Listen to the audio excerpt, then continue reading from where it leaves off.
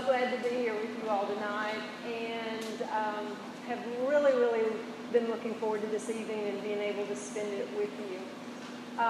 Just a quick experiment. Raise your hand if yes, I'm glad to be here tonight, wouldn't want to be anywhere else. I could stay here for hours. Raise your hand. Yes, I'm glad to be here. You glad to be here? Yes. I can see most of you. Okay. How about, nope, don't want to be here. You got 17 and a half minutes and you're on the clock. Nope, don't want to be here. Raise your hand. It's okay.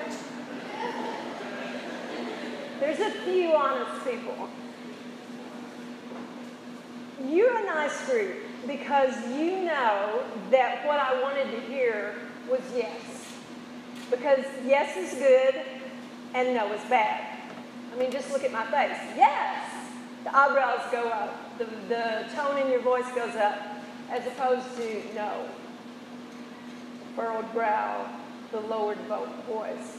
We learned that at a very, very early age. I was at a dentist's office a couple of weeks ago, and there was a parenting magazine on the table in front of me. So I picked it up and was thumbing through it, and there was an article about how toddlers, 2 years old and younger, how they sometimes confuse yes and no, and how parents can help them with that. So the example they gave was at a dinner table at night. A father is sitting there. He takes a spoon, plops a bunch of green spinach on it, pushes it toward his 2-year-old son. His son gets a scrunchy face, says in a very loud voice, yes! Probably he's confused. Probably he didn't mean yes, he meant no. And so the article goes on to explain how we can teach our children the difference between yes and no. You probably remember at a very young age when you pulled your sister's hair or pulled the dog's tail or started to do something wrong, mom or dad would say no. Okay, no, it's a bad thing.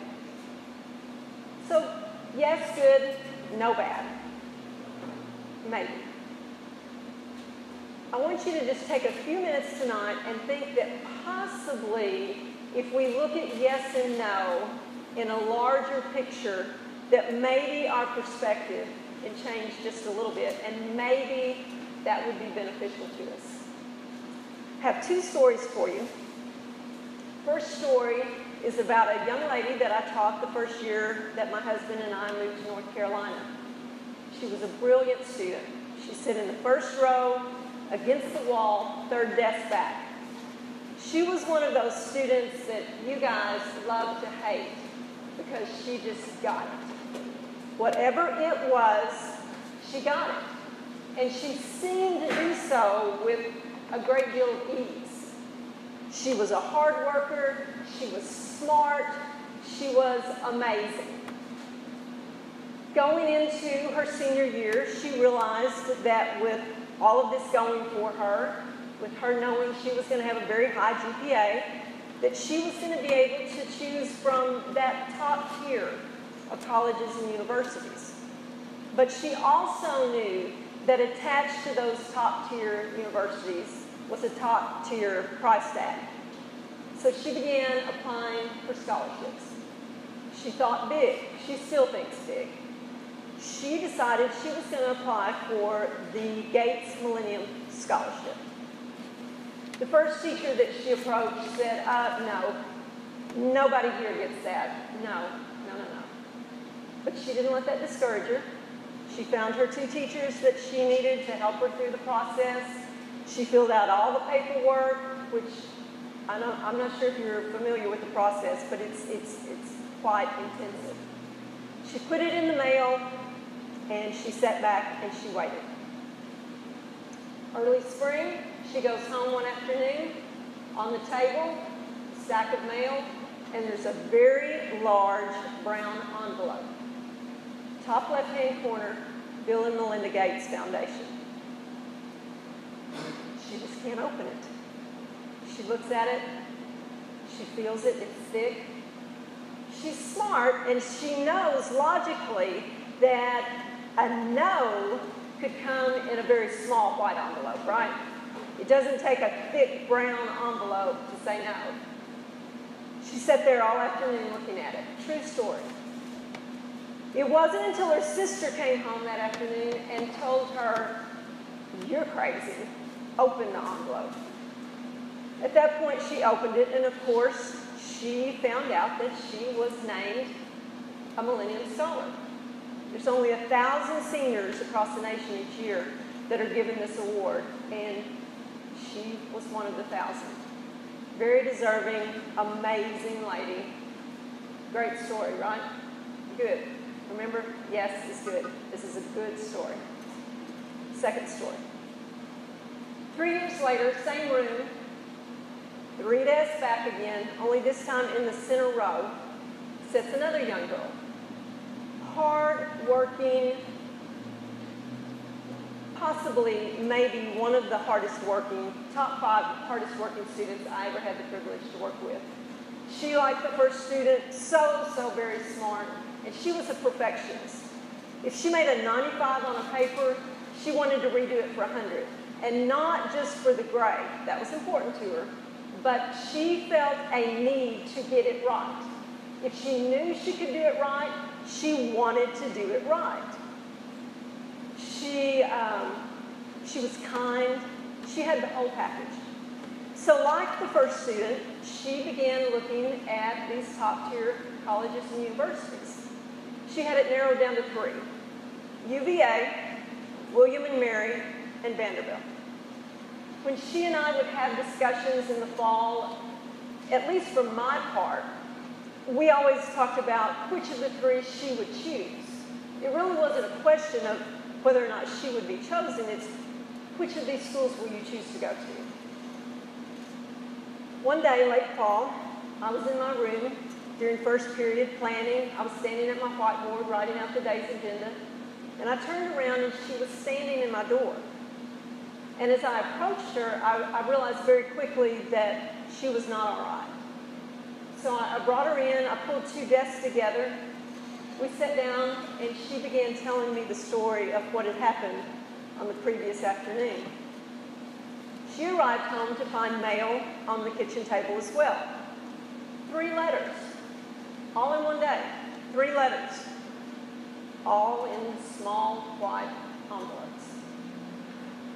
The wording was different in each of the letters, but basically the content was the same. We're sorry to inform you.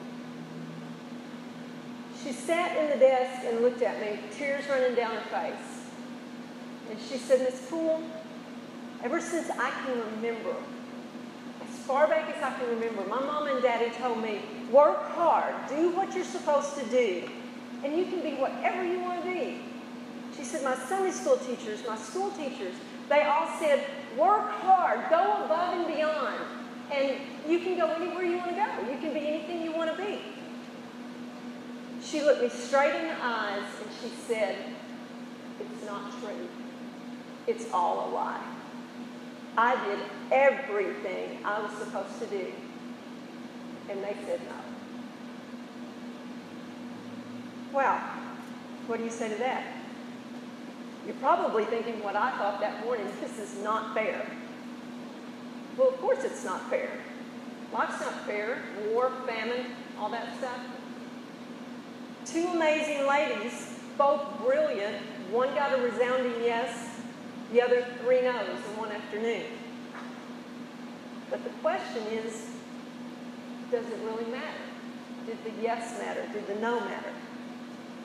About a month ago, I called each of them up and asked them if we could sit down and talk, that I had been contacted about participating in a TED Talk, and that I might like to use their stories. So first of all, I wanted their permission. And second of all, I wanted to talk to them about where their journeys had taken them over the last 3 and 6 years. So I met with the first young lady who received the 3 no's in the same afternoon. Blythe Riggin, some of you know Blythe.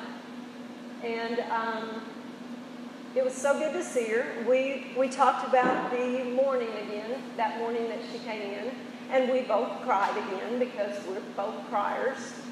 But she quickly moved past that, And she said, she told me all of the amazing things that are going on. She is at Wake Forest. Wake gave her a resounding yes, finally. She is majoring in politics and international affairs with minors in anthropology, journalism, and Latin American studies. She can't be here tonight because she's in Washington, D.C. interning for the summer. So life's been good.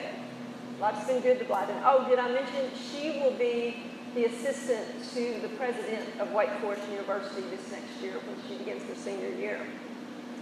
So life's been good for her. I was feeling good, was gathering up my stuff, getting ready to give her a hug, and she said, Miss Poole, there's something I need to tell you. She said, that morning that I came into your classroom, she said, everything that I said came from truth. That's what I was feeling. That's what I was experiencing.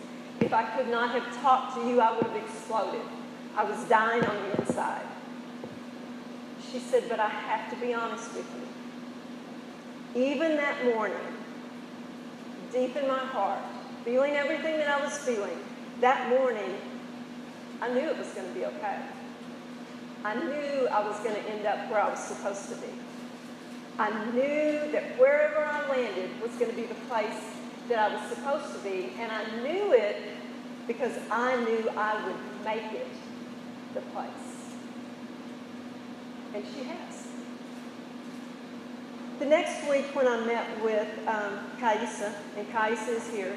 Hi, Dave. Thank you so much for being here tonight and let me share your story. Kaisa Baldwin and I, we sat down and we relived high school. We didn't cry. Kaisa's not a crier. So we really lived where she has been the last 6 years. And likewise, she quickly moved from high school to share with me all the amazing things she's doing. Ironically, she is also at Wake. She graduated last fall with a degree in economics and a minor in entrepreneurship and health and public administration. And she did a little thing called interning at the Maya Angelou Center for Health Equity. So she also has had an amazing journey. We talked, and again, I prepared to go, and she said, there's one thing I need to share with you, Ms. Poole. She said, I will always, forever and ever, be eternally grateful to the Bill and Melinda Gates Foundation for affording me the opportunity that they did.